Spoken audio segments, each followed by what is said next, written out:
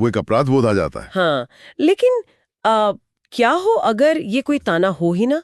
मतलब क्या हो अगर इस तुम बदल गए हो का असली मतलब ये हो कि वो इंसान अब टूटा हुआ नहीं है, बल्कि उसने आखिरकार खुद को समझना शुरू कर दिया ये बहुत ही शानदार विचार है ना?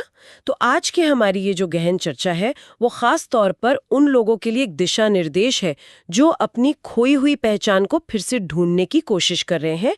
आज का हमारा स्रोत एक बहुत ही प्रभावशाली लेख है जिसका नाम है the architecture of self respect, यानी आत्मसम्मान की वास्तुकला। मुझे ये वास्तुकला या आर्किटेक्चर वाला नजरिया बहुत दिलचस्प लगता है, क्योंकि मनोवैज्ञानिक दृष्टिकोण से देखें तो बदलाव असल में टूटना नहीं होता। हाँ, ये खुद को समझना होता है। अगर हम इस वास्तुकला शब्द पर ही ध्यान दें तो कोई भी इमारत ऐसे रातों रात हवा में तो नहीं बन जाती ना। बिल्कुल नहीं, उसकी एक नींव होती है। सही कहा। और अगर एक बहुत पुरानी कोई जर्जर इमारत है जिसके खंभे अब बोझ नहीं सह पा रहे हैं, तो वहां कुछ नया बनाने का पहला नियम क्या होगा? सबसे पहले तो उस पुरानी इमारत को गिराना पड़ेगा। एग्जैक्टली, उसे गिराना होगा। और देखिए, जब कोई इमारत गिराई जाती है तो बहुत धूल उड़ती है, बहुत शोर होता है, आसपास के लोगों को उस धूल से काफी असुविधा होती है। अरे वाह, ये एनालॉजी बहुत सटीक है ना? इंसानी रिश्तों में भी ठीक यही होता है। जब कोई अपनी पुरानी और नुकसानदायक आदतों को छोड़ता है तो आसपास के लोगों को दिक्कत होने लगती है। क्योंकि वो लोग उस इंसान के पुराने ढर्रे के आदी हो चुके होते हैं। चलिए इसे थोड़ा और गहराई से समझते हैं। मतलब पहचान की खोज की शुरुआत तो यहीं से होती है ना, कि ये पता लगाया जाए कि हमने वो पहचान खोई कहाँ थी। बिल्कुल, जड़ तक जाना जरूरी है। हाँ, और लेख में अतीत के उस स्वरूप का जो वर्णन किया गया है वो काफी चुभने वाला है। उसमें बताया गया है कि अतीत में इंसान हर किसी को जवाब देता था, मतलब सिर्फ इसलिए ताकि कोई नाराज ना हो जाए। मनोविज्ञान में हम इसे पीपल प्लीजिंग कहते हैं, मतलब सबको खुश रखने की एक अंधी दौड़। हाँ, और वो इंसान हर उस जगह मौजूद रहता था जहाँ उसे बुलाया भी नहीं जाता था। हर बात पर रिएक्ट करना, हर छोटी चीज को दिल पर ले लेना। ये एक ऐसा जाल है ना, जहां इंसान को लगने लगता है कि उसका अपना कोई वजूद ही नहीं है। उसकी पूरी अहमियत सिर्फ दूसरों की उम्मीदों को पूरा करने में है। मतलब दूसरों के हिसाब से खुद को बदलते रहना। बिल्कुल।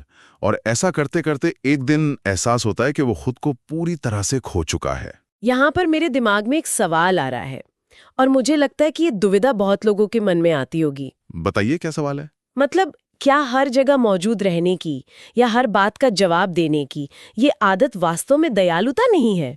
हमें बचपन से यही तो सिखाया जाता है कि एक अच्छा इंसान वही है जो सबके काम आए। ये बहुत ही बारीक पॉइंट है, और समझना जरूरी है कि ऊपरी तौर पर ये दयालुता लग सकती है, लेकिन अगर इसकी जड़ में जाएं तो ये दयालुता बिल्कुल नहीं है। अच्छा, तो फिर क्या है? ये असल में असुरक्षा है। ये इस बात का डर है कि अगर मैंने किसी को ना कह दिया तो वो मुझे छोड़ देंगे। डर और दयालुता में तो बहुत फर्क है। बहुत बड़ा फर्क है। असली दयालुता वो होती है जहां आपके पास चुनाव की आजादी हो। जब कोई इसलिए हाँ कह रहा है क्योंकि उसमें ना कहने की हिम्मत ही नहीं है, तो वो दयालुता नहीं है, वो बस एक भावनात्मक मजबूरी है। वाह, मतलब ये तो ऐसा हो गया ना, इससे उसी पुरानी इमारत की बात करें तो ये एक ऐसा घर है जिसमें कोई दीवारें ही नहीं है, सिर्फ दरवाजे ही दरवाजे हैं। एग्जैक्टली, बिना दीवारों का घर। ये तो बहुत डरावनी स्थिति है। इसका मतलब है कि कोई भी इंसान कभी भी अंदर आ सकता है, आपकी शांति भंग कर सकता है। ठीक यही होता है। जब किसी की अपनी कोई बाउंड्रीज या सीमाएं नहीं होती तो वो एक खुले मैदान जैसा हो जाता है। कोई भी आके अपनी मर्जी थोप सकता है और सारी ऊर्जा खींच सकता है। हाँ, लेख में जो खुद को खोने की बात है वो इसी अनियंत्रित ऊर्जा के बह जाने का नतीजा है। इंसान का दिमाग हर वक्त अलर्ट मोड पे रहता है कि अब किसे खुश करना है। ये तो ऐसा है जैसे किसी ने अपनी जिंदगी का रिमोट कंट्रोल ही दुनिया के हाथ में दे दिया हो। कोई भी बटन दबाता है और इंसान तुरंत रिएक्ट करता है। बहुत सही उदाहरण है। तो जब किसी को ये एहसास हो जाता है कि ये सबको खुश रखने की आदत उसकी पहचान छीन रही है, तो अगला कदम क्या होता है? शोध के अनुसार अगला कदम होता है अपनी ऊर्जा को वापस खींचना। हाँ, और यहीं से लेख में खामोशी और अनुपस्थिति की ताकत के बारे में बात की गई है। बिल्कुल। इसमें लिखा है कि अब वो इंसान हर बात का जवाब नहीं देता, क्योंकि हर सवाल का जवाब देना जरूरी नहीं है। वो अब उन जगहों पर नहीं जाता जहां उसकी कदर नहीं है। यहाँ सबसे दिलचस्प बात यह है कि समाज अक्सर खामोशी को कैसे देखता है। आमतौर पर ना खामोशी को कमजोरी या हार मान लिया जाता है। हाँ, लोगों को लगता है कि अगर पलट कर जवाब नहीं दिया तो शायद डर गया या कुछ कहने को है ही नहीं। सही कहा। लेकिन इस आत्मसम्मान की वास्तुकला में खामोशी कमजोरी नहीं, बल्कि एक बहुत बड़ी शक्ति है। ये इस बात का सबूत है कि हर आवाज को जवाब देना मेरी जिम्मेदारी नहीं है। मतलब अपनी शांति को चुनना। बिल्कुल। जब इंसान हर छोटी बात पर रिएक्ट करना बंद करता है तो असल में वो अपनी ऊर्जा बचा रहा होता है। इस खामोशी और अनुपस्थिति को समझने के लिए ना मेरे दिमाग में हमेशा एक बहुत दिलचस्प सा मेटाफर आता है। अच्छा, वो क्या है? अगर हम अपने ध्यान को या अपनी ऊर्जा को एक बहुत ही एक्सक्लूसिव वीआईपी इवेंट की तरह मान लें, तो किसी वीआईपी इवेंट में क्या होता है? क्या वहां हर किसी को सड़क से उठकर अंदर आने की इजाजत होती है? बिल्कुल नहीं।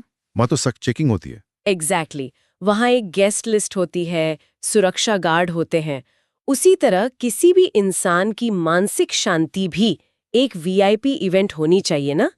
हर कोई बस यूं ही इसमें नहीं आ सकता। अरे, ये वीआईपी इवेंट वाला उदाहरण बहुत ही शानदार है। और अगर हम इसी को थोड़ा और आगे बढ़ाएं तो उस इवेंट के बाहर जो बाउंसर खड़े होते हैं, उनका काम बाहर खड़े लोगों से नफरत करना नहीं होता। हाँ, उनका काम तो अंदर वालों की सुरक्षा करना है। बिल्कुल। हमारे जीवन में वो जो बाउंसर है ना, वो हमारी ना कहने की क्षमता है। लेख में आगे इसी गेस्ट लिस्ट को तैयार करने के नियमों पर बात की गई है। कि जहां कद्र नहीं वहां जाना नहीं। हाँ, कद्र या वैल्यू होना उस गेस्ट लिस्ट में शामिल होने की सबसे बड़ी शर्त बन जाती है। जब कोई ये तय कर लेता है कि वो अपना समय वही निवेश करेगा जहां उसका सम्मान है, तो वो अपनी पहचान को मजबूत कर रहा होता है। लेकिन देखिए, जब ये गेस्ट लिस्ट तैयार होती है और वो बाउंसर अपना काम शुरू करता है, तो बाहरी दुनिया में तो खलबली मच जाती होगी ना। बिल्कुल मचती है। मतलब जो लोग पहले उस बिना दीवार वाले घर के आदी थे, जिन्हें हर समय उस इंसान की मौजूदगी की आदत थी, जब उन्हें अचानक ये खामोशी और ये ना सुनना पड़ता है तो बहुत टकराव होता है। ये टकराव होना तो तय है, क्योंकि जब कोई अपनी सीमाएं तय करता है ना, तो सबसे ज्यादा तकलीफ उन्हीं लोगों को होती है जिन्हें उन सीमाओं के ना होने से फायदा मिल रहा था। सही बात है। और यहीं पर समाज का नजरिया बदल जाता है। लेख में एक बहुत ही कड़वी सच्चाई का जिक्र है कि लोग इस खामोशी को और खुद को चुनने की आदत को अक्सर घमंड का नाम दे देते हैं। घमंड, स्वार्थ, ये सब बहुत आम टैग्स हैं जो ऐसे लोगों पर लगा दिए जाते हैं। हाँ, लोग कहते हैं कि देखो इसमें कितना घमंड आ गया है, लेकिन स्रोत दृढ़ता से कहता है कि अगर ये घमंड लगता है तो ये घमंड मंजूर है। और पता है, इस बात में एक बहुत गहरी बगावत है। ये समाज की एक पुरानी चाल को तोड़ती है। वो कैसे? देखिए, जब आप लोगों के मन मुताबिक काम नहीं करते तो वो आपको अपराधी महसूस कराने के लिए इन शब्दों का इस्तेमाल करते हैं, ताकि आप गिल्ट में आ जाएं और वापस पुराने ढर्रे पर लौट आएं। मतलब मैनिपुलेट करने की कोशिश। बिल्कुल। लेकिन जब कोई खुलकर कह दे कि हाँ, अगर अपनी शांति चुनना घमंड है तो मैं घमंडी हूं, तो समाज का वो हथियार बेकार हो जाता है। क्योंकि असल में ये घमंड नहीं है, ये आत्मसम्मान है, सेल्फ केयर है। लेकिन एक पल रुकिए, मैं यहाँ थोड़ा पुशबैक देना चाहूंगी। एक आलोचनात्मक सवाल है मेरे मन में। हाँ हाँ, जरूर पूछिए। क्या अपनी सीमाएं तय करने और पूरी तरह से खुद को दुनिया से आइसोलेट कर लेने के बीच एक बहुत बारीक रेखा नहीं है? मतलब कहीं ऐसा तो नहीं कि इंसान इतनी ऊंची दीवारें बना ले कि कोई दरवाजा ही ना बचे? का अंतर है। वो अंतर कैसे तय होता है? अगर हम लेख के शब्दों पर ध्यान दें तो वहां कहा गया है कि जहां मेरी कद्र नहीं, वहां मेरी मौजूदगी का कोई मतलब नहीं। वहां यह नहीं कहा गया कि मैं अब दुनिया में कहीं नहीं जाता या किसी से बात नहीं करता। अच्छा, मतलब ये चुनाव करने के बारे में है। एग्जैक्टली, ये चॉइस का मसला है। अलग थलग हो जाना या आइसोलेट होना डर का प्रतीक है, जब कोई डर के मारे छिप जाता है।